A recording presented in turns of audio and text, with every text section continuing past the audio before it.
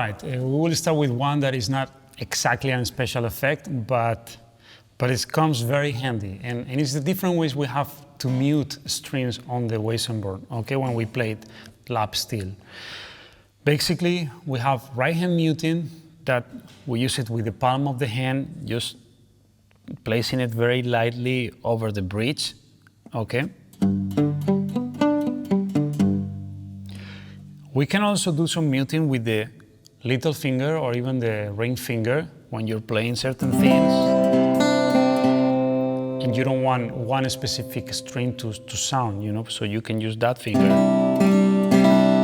You know, like suddenly here, I don't want to hear the third string, so I'm just muting it. It's not sounding, okay? When we come to the left hand, we can do some muting too, okay? And this comes especially helpful when we're actually playing on some guitars where we don't have access to the bridge. For instance, dobro players, you know, they always have a cover on the bridge and it's very difficult to get close. So they need to mute in different ways. So first one is just muting open strings. Just by doing the same idea that we were doing here on the bridge, we're doing it here on the nut. It's just basically putting a little pressure right on top of the nut. Okay, and that will help us when we're playing certain things with open chords. Or like I was saying, on a dobro we couldn't do that, so we will have to do it with the left hand. And then we have one more specific one, which is not very common to say, but some people, they will do it. And it's muting with the thumb of the left hand. Okay, basically we're here. Let's say I have the fourth string, I want to mute it. I just come down with my thumb and mute it, you know. Sometimes we can even play with the muting to create certain effects or rhythms, you know, like.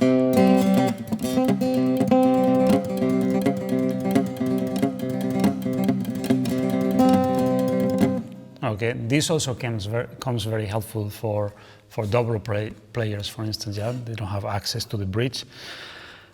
Those are the main ways of muting, okay? There might be others that you can check out in some of my videos and books. Okay, here's a special effect or trick that you don't find in the usual styles, like when you play blues with your Weissenborn or some other styles like that. It comes more from the Hawaiian tradition, and even inside of the Hawaiian music, you won't find every single lap steel player doing it.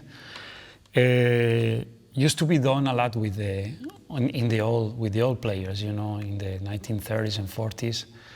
The yodeling is basically that, is imitating with your Weissenborn, is imitating that falsetto jump or yodeling, you know, that is very typical in Hawaiian music and in other types of music. Basically, what we're gonna do is, like any note that we're gonna wanna play it, before that note, we're gonna play the same string open. Let's say I want to play the 9th fret here, this note. Okay, so I'm gonna start from the first string open, and then I'm gonna do a hammer on, but instead of going all the way to the 9th fret, I'm gonna come always half a step down, and I'm gonna slide up from the 8 to the 9, okay, like.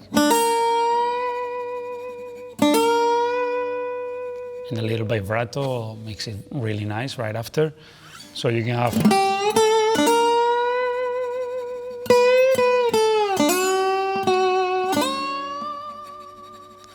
And that's the yodeling technique.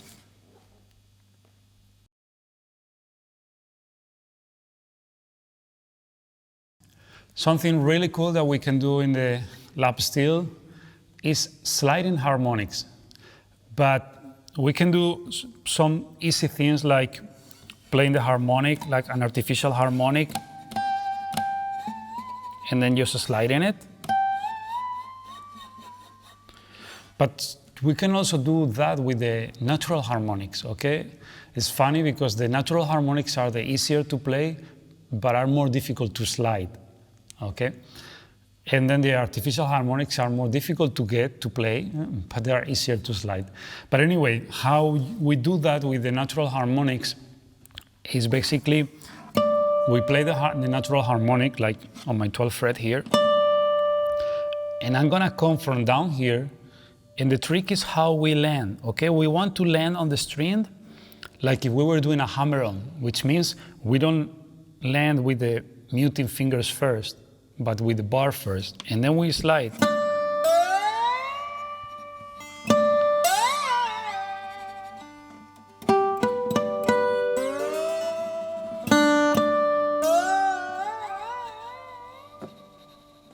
All right. This was a technique that the late Bob Brosman used to love and do all the time.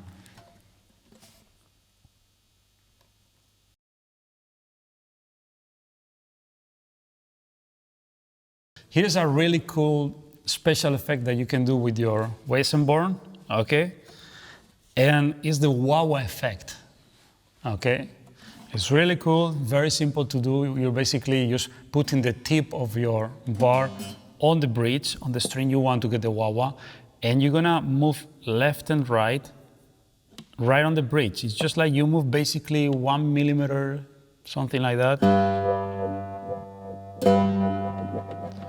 And, you know, and you can have like a fast wah-wah or a slow one.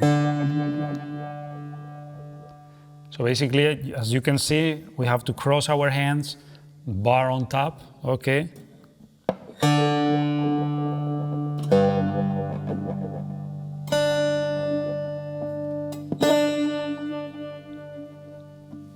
That's the wah-wah for you.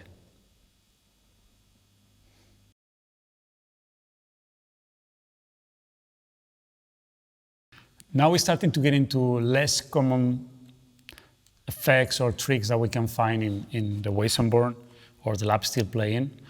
For instance, we can find notes behind the bar, okay? Let's say we are on the first string, 12th fret. Instead of playing here, we're gonna play behind the bar, and we have that note. So there are two ways. One is like you're gonna hear two notes actually, one coming from this side of the bar and another one coming from the other side.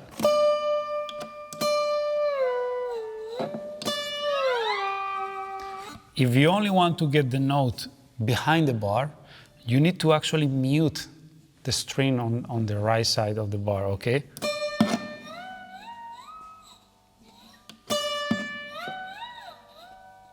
Okay, otherwise you'll get both of them.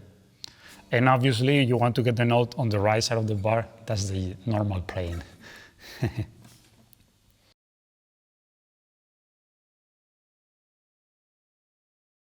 Here's another one that is really cool and personally I like a lot, and it's bending the string, okay, behind the bar. Okay, this comes very handy when we're playing something that is more especially like country-like or sometimes a little bit bluegrass, but more country, okay? And we're kind of imitating the pedal steel, okay?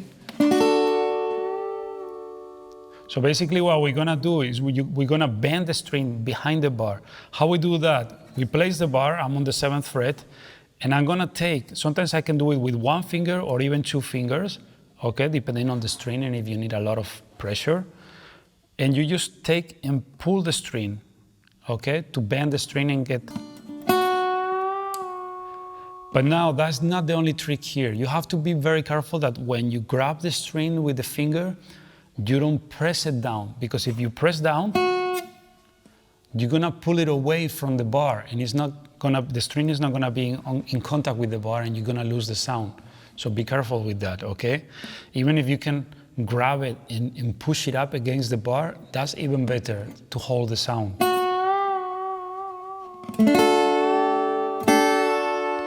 This technique comes very handy not only for this effect, but also for many other things in order to play different types of chords, in order to fix the problem we used to have in lap steel playing when you played some slanted chords and certain notes are impossible to get in tune. Now we can actually correct that tuning using this technique. So anyway, you can check out a lot of details like this and applications in songs in many of my books and videos. Let's go for the next one.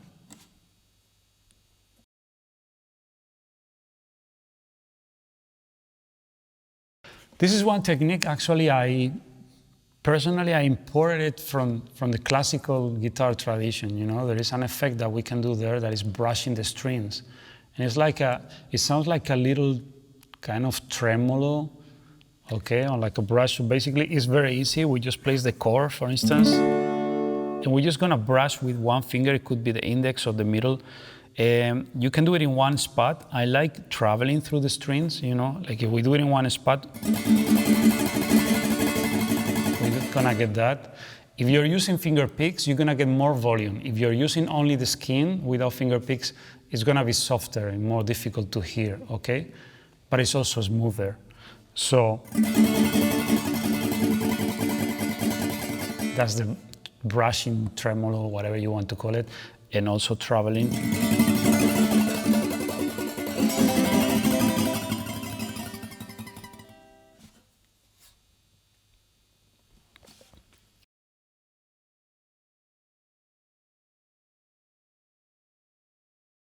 So for this technique, it's basically, well, you can hear in the name, it's just making percussion effects with the bar and even with your right hand, okay?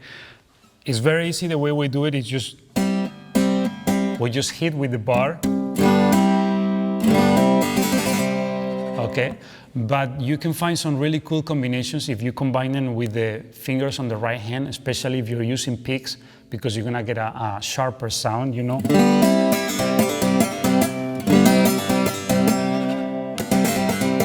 So just basically hammering on the strings and with the bar. And you can even combine it with the open string, you know?